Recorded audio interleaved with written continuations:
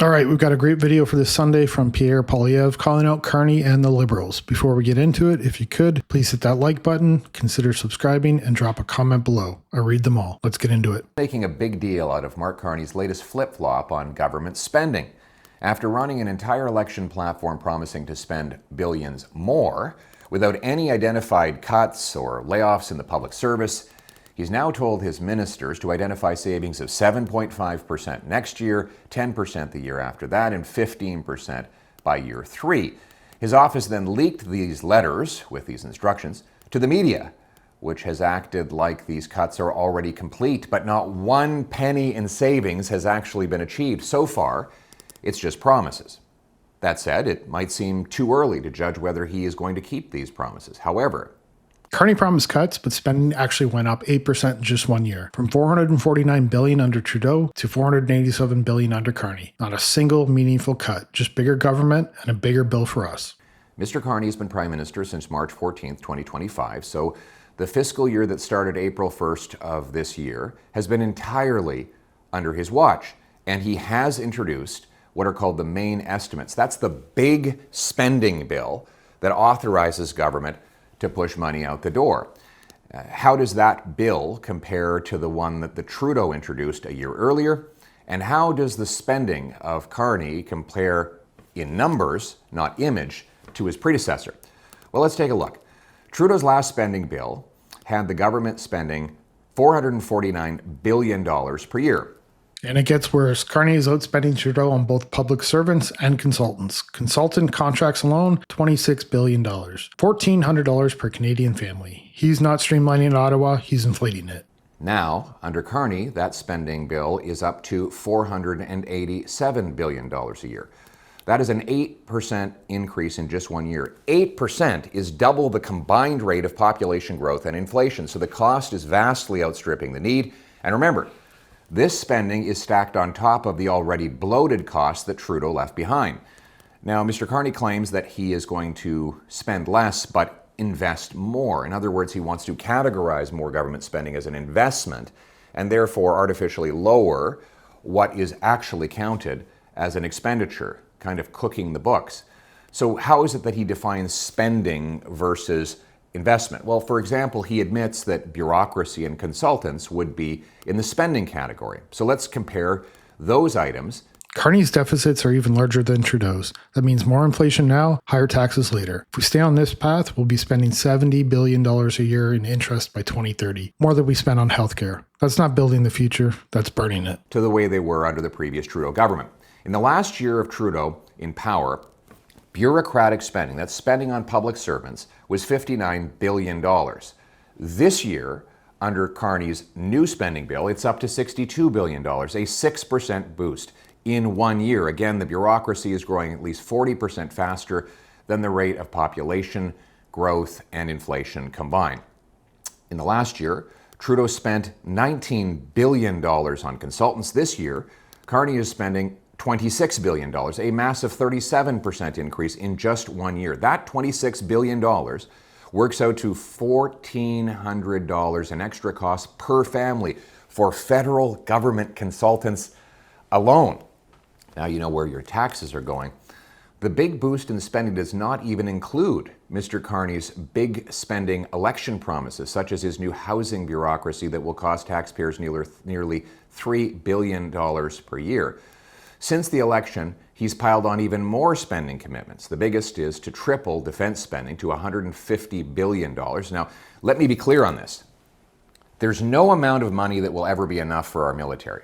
We must boost defense spending to support our troops, secure our seas, sky, and soil, and they replaced Trudeau with a banker, but nothing changed. Carney is just Trudeau with a suit and a spreadsheet. More debt, more red tape, more control. Here's what we need instead. Cut waste in Ottawa, end corporate welfare, repeal anti-growth laws like Bill C-69, and pass a dollar-for-dollar law. No new spending without matching savings. Carney says he's fixing things, but all he's doing is breaking them faster. Protect our alliances. But let's be clear about one thing. The money must come from cutting elsewhere, not simply piling up debt. Furthermore, the Prime Minister has not given a single example of something that he would cut, not one program. Bureaucracy, nothing. How do you increase spending by hundreds of billions of dollars without a penny in savings and expect to avoid ballooning the deficit? All this has many economists saying that the deficit would be even bigger this year than it was when Trudeau left office. That's right, the supposed tight-fisted banker is running deficits that are even bigger than the spend-happy surfer dude. Hey, at least Trudeau introduced budgets. He never balanced them, but Carney has skipped that step altogether. We've gone from the budget will balance itself to what budget? So here's why Carney's spending spree actually matters to you. The first point is that deficits mean inflation today and tax hikes tomorrow. Governments have no money. Everything they spend comes from you through inflation, taxes, and debt, which is simply delayed taxation. When governments run deficits, they massively increase the supply of money in circulation. That means more dollars chasing fewer goods, which leads to higher prices. That's exactly what happened over the last 5 years when Mr. Carney, acting as Trudeau's economic advisor, pushed for more money printing deficits. That he said it wouldn't cause any inflation, yet we got the worst inflation in 40 years with 2 million people lined up at food banks every single month and an entire generation of young people priced out of homes for the first time in our nation's history. Carney's money printing policies likewise caused a housing crisis in the United Kingdom and left it with the worst inflation in the G7. Even Liberal economists are saying that Carney's plans will require a massive sales tax hike.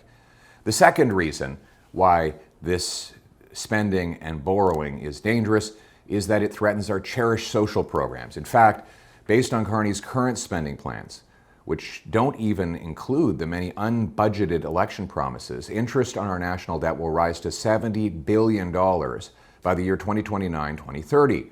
For reference, the Canada Health Transfer, that's the total number of federal dollars that we give to provinces for hospitals, will only be $65 billion. So you'll have $70 billion for interest and $65 billion for health care. That means Carney will spend more on bankers and bondholders than on nurses and doctors. Higher debt, taxes, and inflation, worse services. You pay more to get less when governments overspend and cook the books. Speaking of books, you can't judge a book by its cover.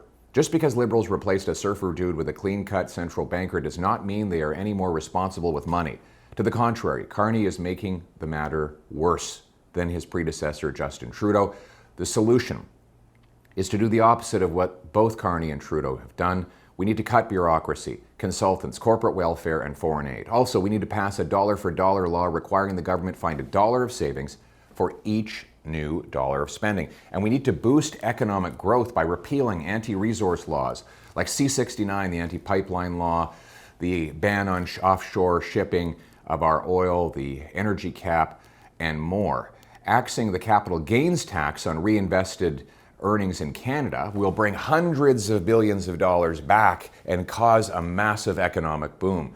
That is how we're going to grow our economy and grow revenues without growing tax bills for individual Canadians and entrepreneurs. Then, and only then, will we be able to boost national defense while we lower debt and taxes. But we will need a new Conservative government to do that because Liberals either cannot or will not, no matter who they put in the window. If you made it this far, thank you for watching. Please hit that like button. It really helps the video out. Consider subscribing. Drop a comment below. See you in the next one. Bye.